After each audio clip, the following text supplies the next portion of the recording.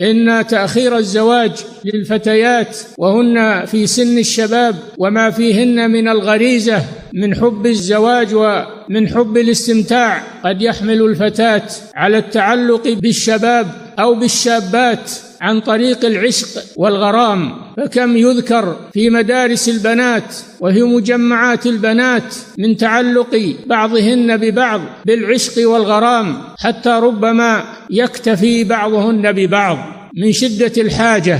وأشد من ذلك أن الفتاة ما دامت في سن الفتوة فإن الفساق يغازلونها ويخاطبونها خصوصا بواسطة الجوالات والإنترنت وغير ذلك من وسائل الاتصال، فهي في بيت أهلها صورة، وأما قلبها وأما رغبتها فهي مع من يخاطبها ويكلمها من البعد. فاتقوا الله عباد الله. كم فسدت من بنات بسبب تأخير زواجهن، وهذا ما أشار إليه النبي صلى الله عليه وسلم بقوله: إذا أتاكم من ترضون دينه وخلقه فزوجوه، إلا تفعلوا أي إلا تزوجوا الكفء إذا جاء تكن فتنة في الأرض وفساد كبير، وفي رواية وفساد عريض، وذلك لأن الأعراض تضيع، لأن الفتاة